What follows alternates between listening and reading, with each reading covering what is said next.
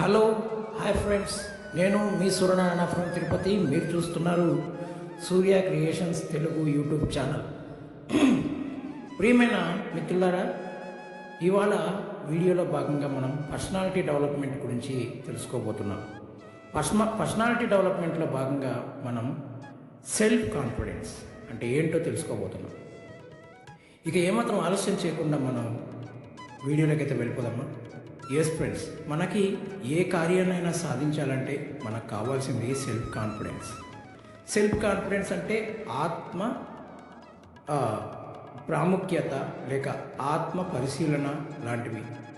ఆత్మ అవగాహన, ఆత్మపై మనం చిత్తశుద్ధితో అవగాహన చేసుకుంటే, అంటే మనల్ని మనం గనక నమ్ముకుంటే, మన మీద మనం గనక నమ్మకం ఉంచుకుంటే దాన్నే సెల్ఫ్ కాన్ఫిడెన్స్ అంటారు. ఈ సెల్ఫ్ కాన్ఫిడెన్స్ మనకు ఎంతవరకు ఉపయోగపడుతుంది అంటే చాలా వరకు ఉపయోగపడుతుందని నేను చెప్తాను. ఎందుకు ఉపయోగపడుతుంది అని అంటే కనుక మనము ఏ కార్యక్రమాన్నైనా సాధించడం. ఇప్పుడు ఫర్ ఎగ్జాంపుల్ ఇంగ్లీష్ నేర్చుకోవాలి అనుకున్నాం అనుకోండి, మనం ఇంగ్లీష్ నేర్చుకోవాలి. Yes, I want to learn English. You take decision. So first of all ఒక గోల్ని మనం ఏం చేసుకోవాలి అంటే ఒక గోల్ని మనం సాధించుకోవాలనుకుంటాం. ఇంగ్లీష్ నేర్చుకోవాలన్నది ఏంటి? మనకి గోల్. ఎస్, ఆ గోల్ని మనం అచీవ్ చేయాలంటే ఫస్ట్ ఏం చేయాలి? మనం సెల్ఫ్ కాన్ఫిడెన్స్ని ఏర్పాటు చేసుకోవాలి. మనకు కొన్ని ఉన్నాయి, నీడ్స్ ఉన్నాయి. ఆ నీడ్స్ ఏంటంటే ఫస్ట్ సెల్ఫ్ కాన్ఫిడెన్స్, తర్వాత లిసనింగ్, తర్వాత రైటింగ్, తర్వాత రీడింగ్, తర్వాత practising. Practice makes man perfect. Practice makes man perfect అన్నారు ఒక మహాకవి. అదైతే వాస్తవం. మనం ప్రాక్టీస్ చేసే కొద్దీ మనకు చాలా విషయాల్లో సాధన అనేది అలవడుతుంది. అయితే సెల్ఫ్ కాన్ఫిడెన్స్ అంటే ఏంటి? What is the self confidence అంటే నేను ఇప్పుడు చెప్పాను కదా, ఆత్మ పరిశీలన. మనల్ని మనం ఆత్మ పరిశీలన చేసుకోవడం, మనల్ని మనం నమ్మడం. First of all you believe yourself, that is called self confidence. First నేను ఒకటి చెప్తాను, confidence is the key to success in my life or your life or our life. Okay, మనందరిది కూడా confidence is the key to success అన్నారు పెద్దలు. Confidence అనేది మన సక్సెస్కి కీ లాగా పనిచేస్తుంది. నన్ను అడిగితే తెలుగులో ఈ కాన్ఫిడెన్స్ అనేది మనల్ని ఎంత దూరం తీసుకెళ్తుందంటే మనం చెప్పలేము. అయితే దీనికి నా లైఫే ఒక ఉదాహరణ. నేను చెప్పుకుంటున్నానని నాకు గర్వంగా లేదు, కానీ దీనికైతే ఖచ్చితంగా 100కి 100 నా లైఫే ఒక ఉదాహరణ అని చెప్తాను. ఏంటంటే నేను డిగ్రీ చదివేటప్పుడు పాండ్యం చంద్రయ్య అనేసి ఒక ఇంగ్లీష్ లెక్చరర్ నాకు చాలా బాగా పరిచయిస్తుంది. అయితే తను పరిచయం కాకముందు అంటే ఫస్ట్ ఇయర్లో నాకు ప్రాక్టికల్స్ కూడా ఆయనే వచ్చారు, కానీ ఏంటంటే అంతగా పెద్దగా పరిచయం లేదు. సార్ హాయ్ సార్, ఓ సార్ హాయ్ సార్, ఎలా ఉన్నారు సార్ అనేసి అలా వచ్చేసేవాడు. అయితే ఇంగ్లీష్ నేర్చుకునేటప్పుడు నాకు చాలా వరకు కొన్ని పదాలు తెలియవు. ప్రాక్టికల్కి వచ్చిన తర్వాత ఏం చేశారంటే కమ్యూనికేటివ్ ఇంగ్లీష్కి ఆయన వస్తూ ఉండేవాడు అనమాట. దాంట్లో ప్రాక్టికల్ స్కిల్స్ అనేవి ఉండేవాడు. నేను తీసుకున్నది వచ్చేసి HPT, history political science Telugu. So ఆ మూమెంట్లో నాకు ఇంగ్లీష్ సరిగ్గా తెలియదు. అయితే నన్ను అక్కడికి ఇన్వైట్ చేశారు, ప్రాక్టికల్స్కి ఇన్వైట్ చేశారు. ఖచ్చితంగా బ్లైండ్ అయినా కూడా ప్రాక్టికల్ చేయాల్సిందని చెప్పేసి సరే అక్కడికి వెళ్ళాను. వెళ్ళిన తర్వాత వాళ్ళు అన్నారు,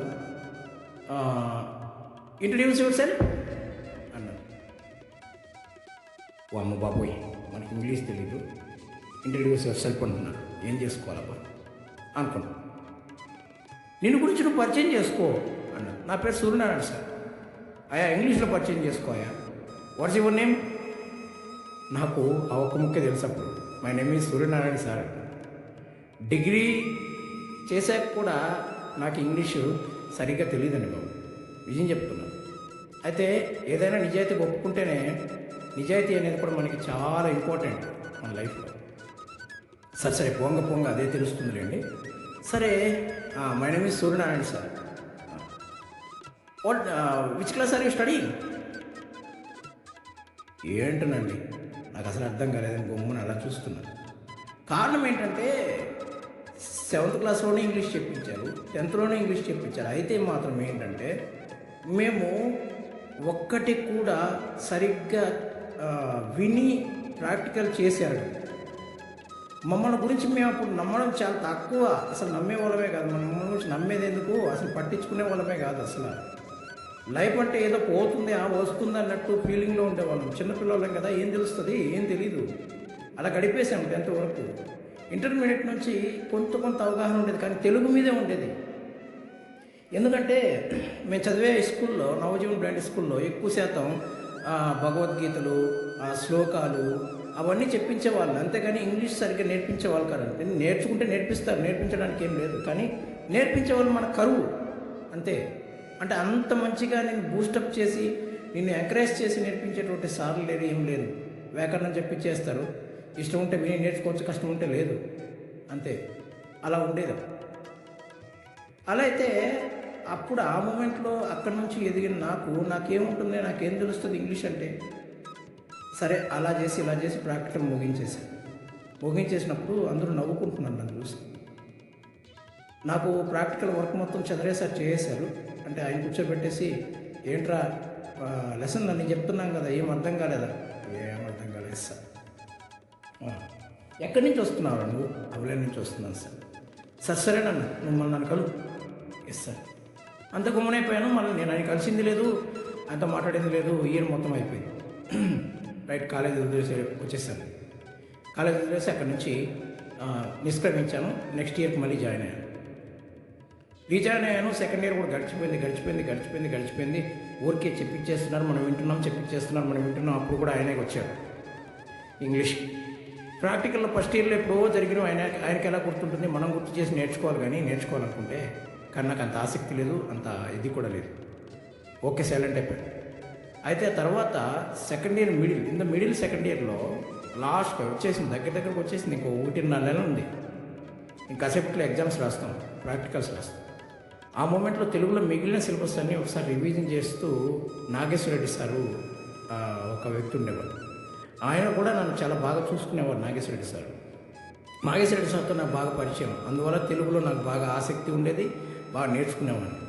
కానీ అదే ఈ పాండ్యం చంద్రయ్య సార్ నాకు అప్పట్లో పెద్దగా పరిచయం అయ్యేవారు కాదు. అయినా కూడా పెద్దగా నన్ను పట్టించుకునేవారు కూడా కాదన్నమాట. నార్మల్గా మాట్లాడుతున్నారు, వెళ్తున్నారు, అయిపోతుంది. అయితే ఒకసారి ఏం జరిగిందంటే ఆయన పీరియడ్ మధ్యలో పిలిపించారు నన్ను. వేరే వాళ్ళు పంపించి, పాండ్యం చంద్రయ్య సార్ సూర్యనారాయణ పిలుస్తున్నాడు. ఎందుకు పిలిపించారంటే ఇతనికి ఇంట్రెస్ట్ ఉందా లేదా అని తెలుసుకోవాలంట ఆయన నా గురించి. అందుకే పిలిపించారు నన్ను.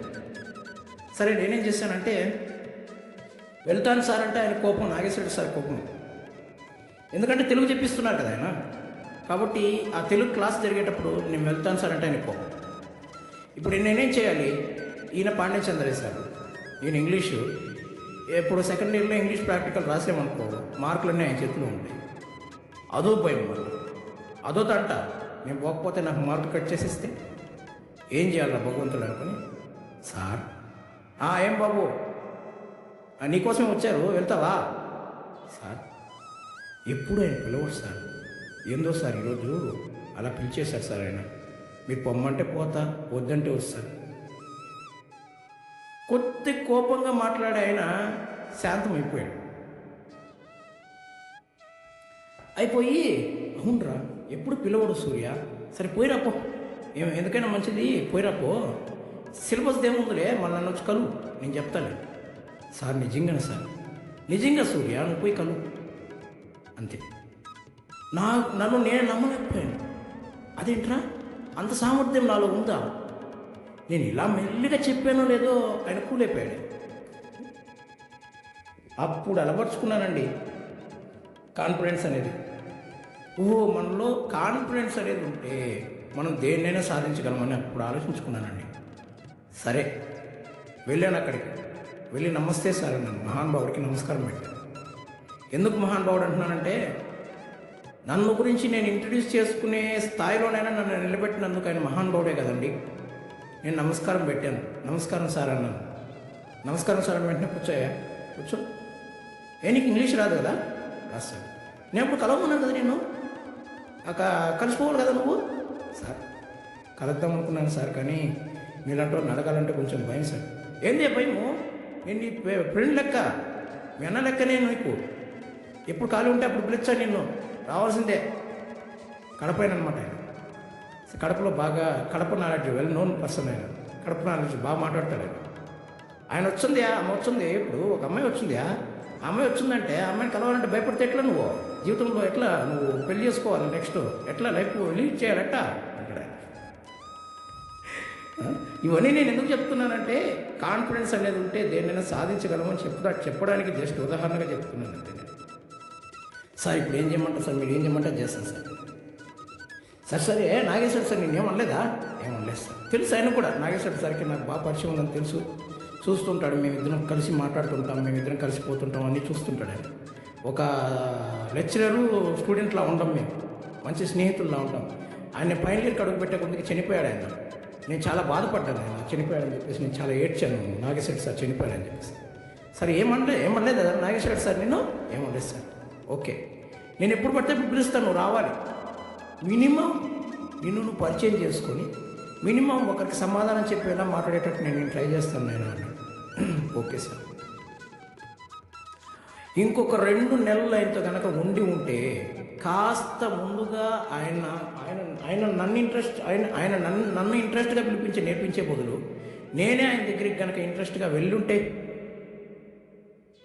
ఈరోజు మంచి ఇంగ్లీష్ స్పీకర్ని అయి ఉండేవాడిని, వెల్ నోన్ స్పీకర్ని అయి ఉండేవాడిని, చక్కగా ఇంగ్లీష్ మాట్లాడినవాడిని. కానీ మనం నేర్చుకోవాలి అనేటువంటి దృఢ సంకల్పాన్ని నేను నా మనసులో ఏర్పరచుకున్నాను.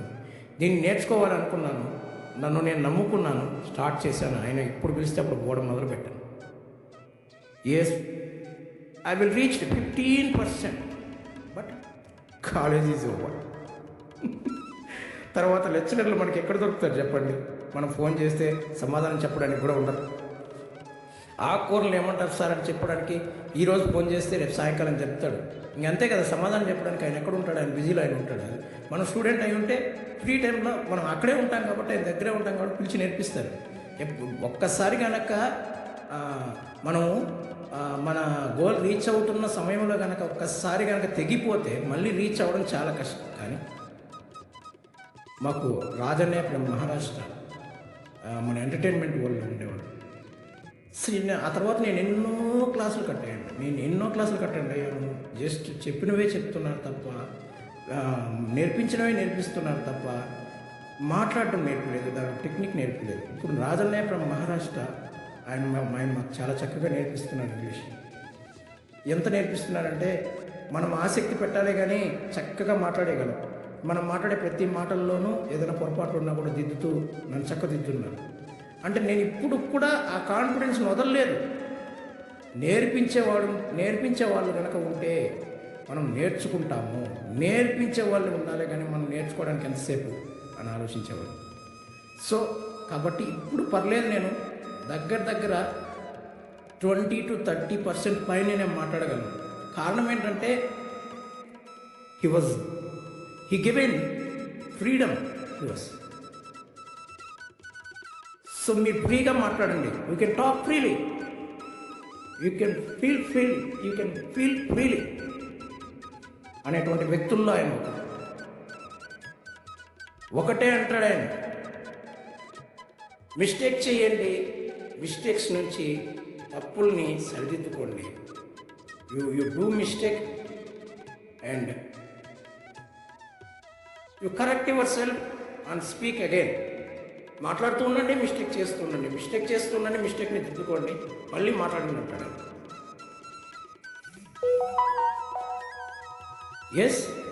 కాబట్టి మనల్ని నమ్మండి. సెల్ఫ్ కాన్ఫిడెన్స్ అంటే అదేనండి. మనల్ని మనం నమ్ముకోవడమే సెల్ఫ్ కాన్ఫిడెన్స్. అది లేకపోతే నీకు మనసులో ఎంత కాన్ఫిడెన్స్ ఉన్నా లేదా మనసులో ఎంత జిజ్ఞాస ఉన్నా మనం సాధించలేమండి, మనం ముందుకు వెళ్ళలేమండి.